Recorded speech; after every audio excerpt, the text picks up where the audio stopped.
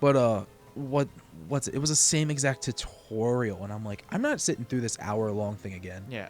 That's my personal biggest complaint with Alola. I felt like the tutorial never ended. Yeah. And I had to sit through it. I will agree. I did not enjoy. I don't care about having to sit through it. Well, what I was gonna say with like the having to sit through it is like it was more of like I didn't have fun while sitting through it. Yeah. It felt like a chore. It didn't feel engaging. Yeah, exactly. It felt like something I had to get through, which like many games have shown, you can easily do a tutorial. Like, a good example is Breath of the Wild. Breath of the Wild, a great tutorial. You get a little annoyed because you just kind of want the glider because they show it to you way too early, in my opinion. But And then like, no. it feels like you're doing something. You're choosing to do the tutorial. Yeah. The quote-unquote tutorial for Souls games. It exists. It's hidden deep, but it exists. But because it's hidden, it feels like you're just playing the game. Yeah, it feels integrated. Exactly. It does. I've always liked in games or in Pokemon games. I'm thinking of Emerald specifically. Mm-hmm. I've always liked the Pokemon School. Yeah. I've always liked it. I like how they integrated the Pokemon School with the tutorial. Yeah. Because I always felt like it was out of place. Yep. But I always liked its concept. But it's like, I don't know. It was always it was just always hard to walk through it. No. But it's like I forget where I was going with the whole like Alolan thing. It's like I didn't play through it all, but it didn't feel fully complete. I can give you that. It did feel rushed. It didn't feel like it had everything it was meant to have. Yeah, it felt like they had bigger plans, but they were due for a new Pokemon game, which is funny because it's not like we expect a Pokemon game every year. Yes, you haven't been in the community then. They get very upset. Not to bash you guys. No, bash them, because every community is like this. I will bash every community for being like this. Why are you, as everyone, so obsessed with how fast they can produce them? Yeah, I, for one, like, Borderlands 3 is a great example. It's been a long time since Borderlands 2. Borderlands 3 is extremely well done. Yeah. And it feels like the damn game. It feels like a complete game. It was well made because they took time. Yeah. That's me with like Breath of the Wild. As a Zelda fan, I'm like, I was upset because I didn't want to wait so long, but because I wasn't a fan of Skyward Sword, I felt like I did. The product that came out of it. But the product, even though it's full of flaws, and it has its flaws, I'm not saying it's a perfect game. No. But it's like when you're doing something which for your company is entirely innovative. Yeah. It's gonna have flaws. Yeah, it's gonna have flaws, which I hope they fix in Breath of the Wild too. Mm-hmm. I hope they don't fix the whole weapon system. I think that's fine. I know we've talked about that before. Complaints about it. Let's not get on that rant though. No, we'll switch to that rant later. We'll do that in our Breath of the Wild playthrough if we play through it. Yeah, but it's like I feel like they accomplished like what they were going for. It felt like a good game, and they took their time. Exactly. It's like I've watched videos of like the whole process it took them. Mm-hmm. It took them like they had to restart like essentially a few times. Yeah. Because like they're like, oh, we could do this a whole lot better. We can re-optimize this. And I'd rather have a company do that than go, we should re-optimize this, but due date's coming up. Yeah. I would rather have you take the time, sit down, and go, hey, maybe there's a better way to do this, and maybe it'll be better for the players. Yeah, exactly. It's like... It's not like there's, a small handful of games coming out each year. It's a very saturated market. So you're going to... It'll be okay. And because of the saturation of the market, I feel like if you can make your game stand out in my head... that's a bigger deal than coming out with a new one every year. Yeah. It's like a good example is that it's like I don't want to keep going back to Gen 3, but for me personally, it's probably nostalgia. But it's like I keep wanting to go back and play it again. Like and it's like I want to play it again. I like its story. I think it's done very well. It's like I don't feel like that for any of the other ones, which could be nostalgia too. Yep.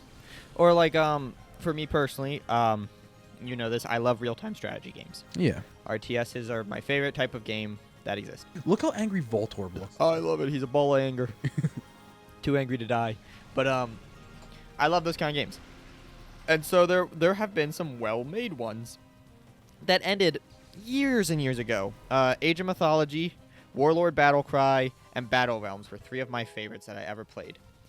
I still remember everything about those games because of how much I enjoyed playing them.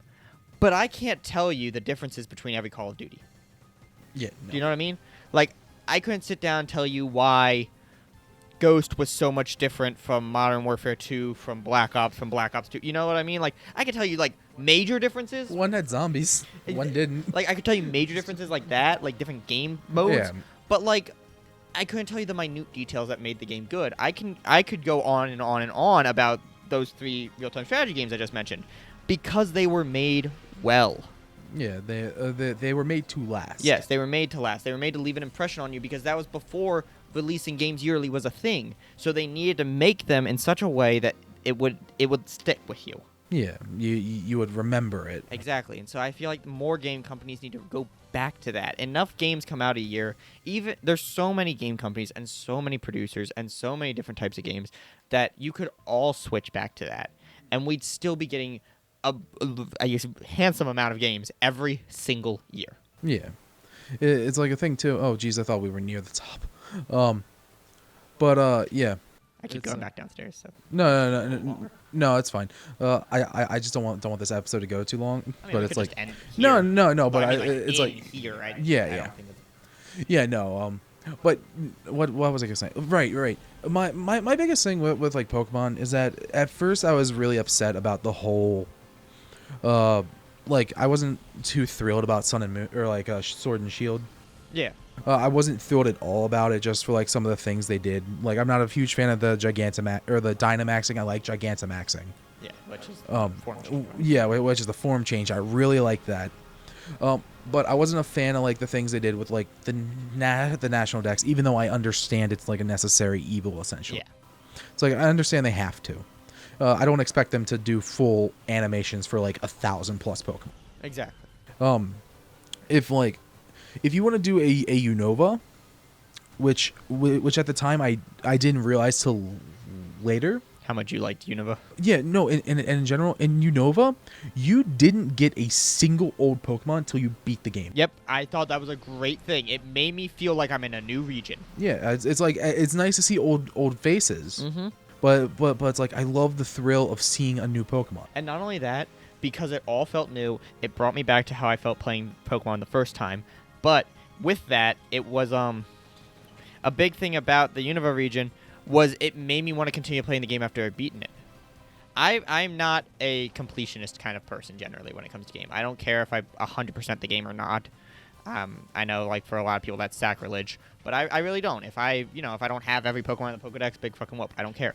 But that made me want to keep playing because at that point I had seen pretty much all the Unova Pokemon and I wanted to re-see all the old ones. And I was on that nostalgia hype. I was on that feeling of like this feels like a new Pokemon game. It feels like when Pokemon first came out. So I was on that feeling.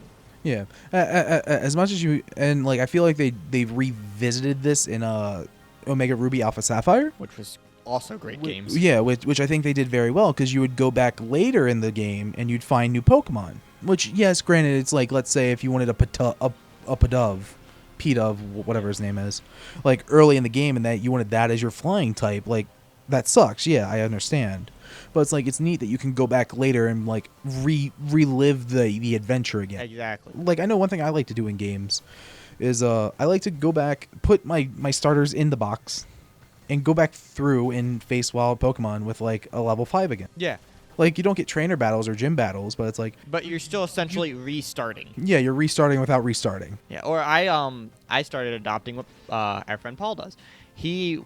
Whenever he would play a Pokemon game, he doesn't use his starter as his starter. He picks a Pokemon that you find early on, that's his starter. Yeah. And he treats that as his starter. I remember specifically fighting for... Or like, I think I went for a shiny form.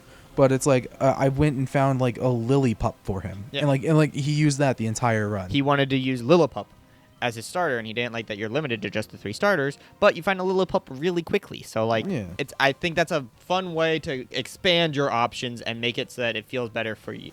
Yeah, it makes it much more personal. Exactly. All right. Well, we will continue ranting probably next episode, but I think it's a good time to stop. We're around the 25-26 minute mark. It's a little bit more than that. So, bye, friends. Bye, y'all.